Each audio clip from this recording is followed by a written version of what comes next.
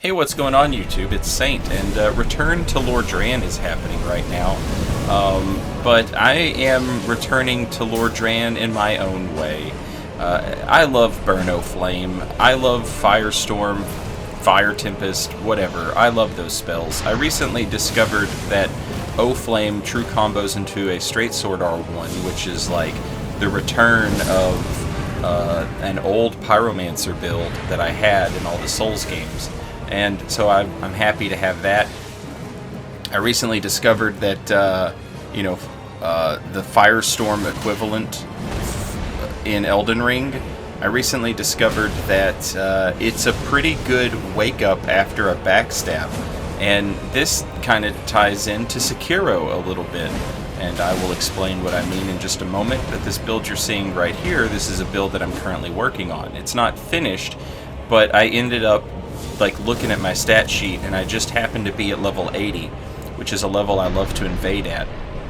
This build uses Black Flame incantations, Black Flame associated weapons, and looky there, Noble's Presence. I thought Noble's Presence was bad. I thought it served no purpose or function at all, until I got that wake up after a backstab with Noble's Presence. What does this have to do with Sakiro, Saint? I will tell you. Sakiro introduced a mechanic called the safety roll. And the safety roll is essentially like infinite iframes if you get knocked down. So if you get knocked down, you just get infinite iframes on the roll that gets you up off of the ground. Elden Ring, I think, has taken that mechanic and carried it over, because you just cannot roll catch people after a backstab. In Dark Souls 3, I used to backstab people, and then I would stand over them and wait for the roll catch, and then time it out with an R2 from my straight sword. You can't do that in Elden Ring. If the person rolls, they just appear to have infinite iframes that can never go wrong. So you need them to burn that safety roll before you can roll catch them. And that's what these spells do. Here we get a chance to see what I was talking about, using the Burn O Flame incantation as a wake-up after a backstab. There you saw them burn their safety roll, no pun intended, and then immediately be destroyed by the fire pillars of Burn O Flame. And our beautiful Noble's Presence is working much the same way. It's funny. I thought this spell was bad. I also thought that Scouring Black Flame was bad. And everyone kept saying, no, Scouring Black Flame is good, actually. So I've been trying. I have been trying to do something with Scouring Black Flame. I can't figure it out. And that's okay. You know, some people are better at figuring out certain stuff than other people. If it works for you, I'm happy for you. I'll keep trying for a little bit, but I'm not going to get too caught up in it. But I am getting caught up in Noble's Presence. Look at that. It's so much better than I thought it was. I thought this spell was completely useless. But no, baby. In Dark Souls 1, after you backstabbed one of your opponent, a guessing game ensued. What would your opponent do? If your opponent chose to just stand up and not press a button, and you went for a backstab on their wake up, you would be denied that backstab. And so, as your opponent is standing over you, or you're standing over your opponent, you are faced with a guessing game, basically. What is my opponent going to do? And there were certainly tells that you could take into consideration. What does your opponent play like? Does your opponent have a spell-casting talisman in their hand?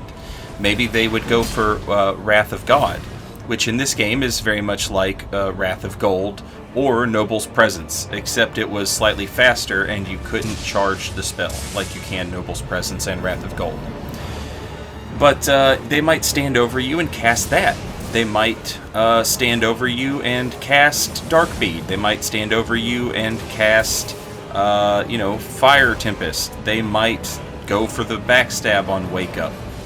They might go for Moonlight Greatsword beams and aim them at the ground and explode the entire floor with moonlight magic. It was, you know, just a guessing game.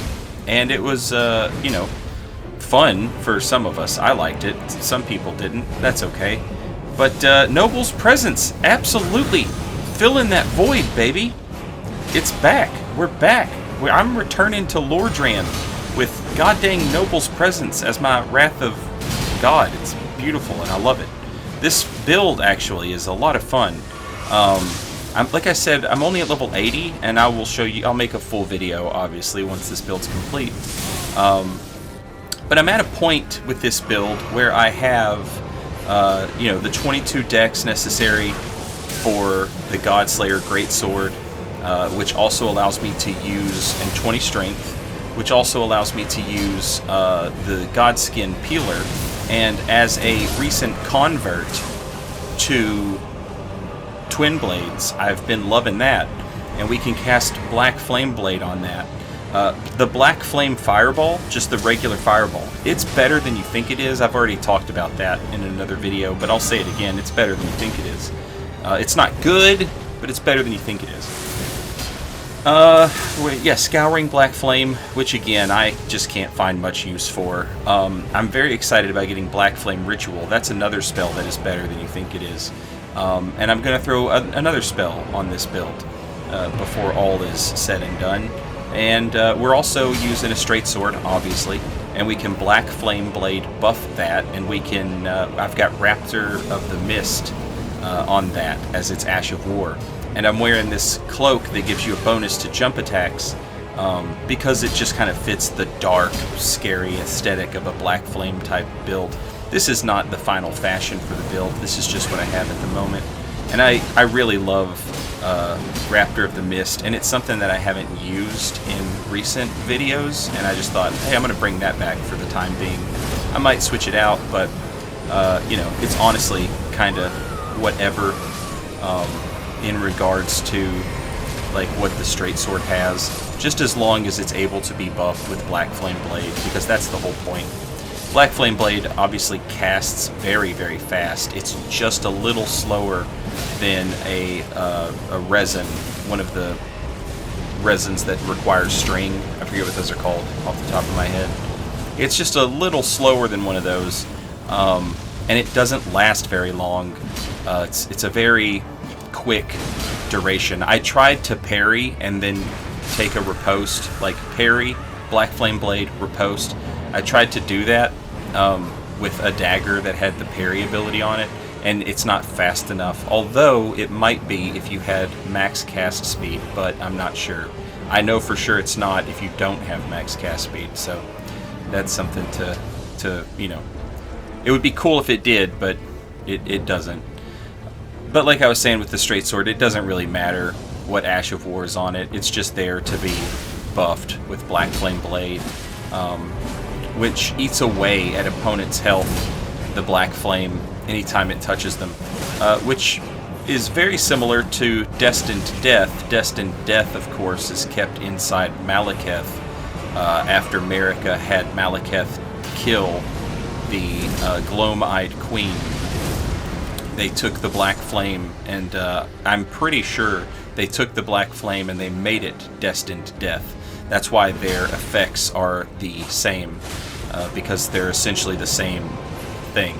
I also think that that's why Melina is completely useless, is because there's no such thing as Black Flame anymore, and so she's unable to burn the Erd Tree like she's supposed to, because she doesn't have access to her flame.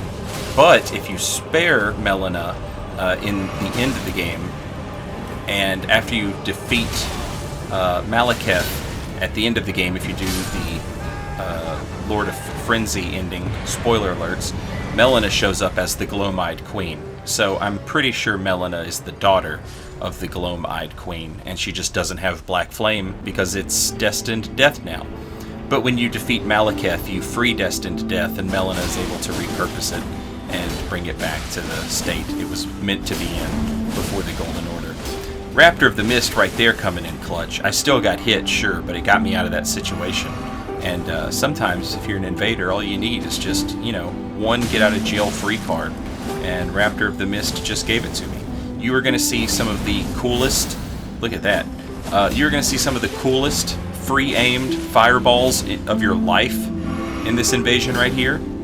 You know, there's, you know, anybody who practices a little bit, am I saying that word right, is able to hit Giant Flame Take Thee free-aimed, sure, but how many people are able to hit with the Black Flame Fireball? It has, you know, a much smaller AoE. Looky there, the 2-for-1, the BOGO, the buy one get one. They're on sale. Did you bring your Kroger card? Oh,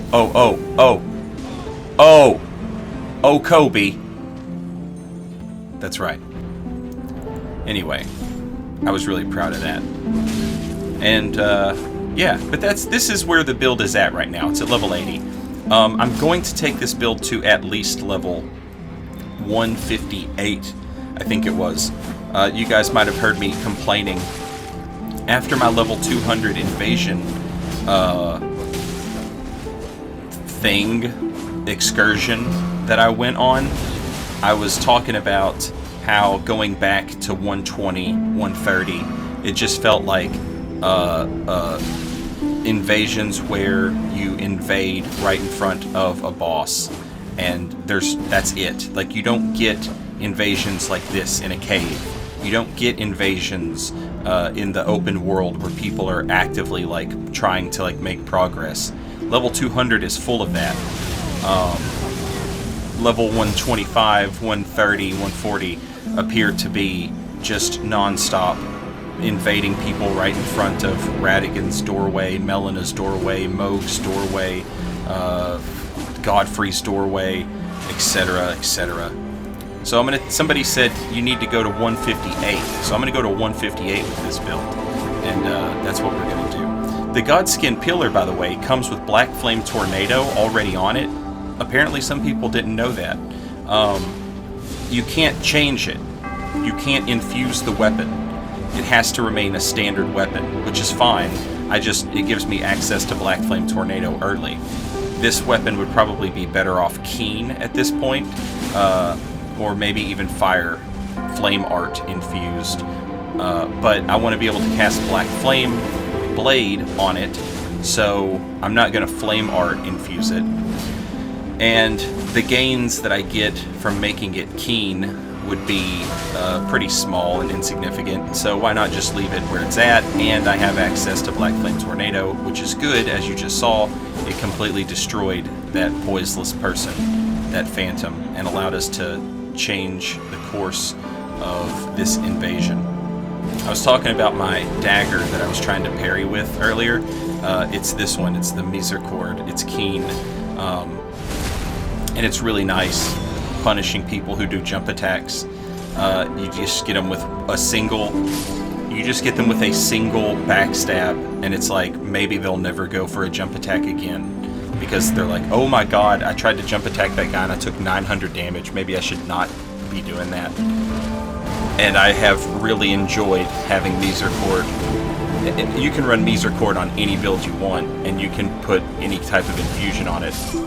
Look at the Noble's Presence with the Black Flame lingering, killing that guy. How cool is that? Even if it misses, the Black Flame effect is like a status effect, which means the Black Flame effect, the status effect, is still gonna like get them. So even if they dodge Noble's Presence, they're still going to get, Black Flamed, which it's not gonna do much damage, but it is gonna do some damage, which is nice. I really love this Raptor of the Mist longsword with Black Flame Blade. It's a lot of fun.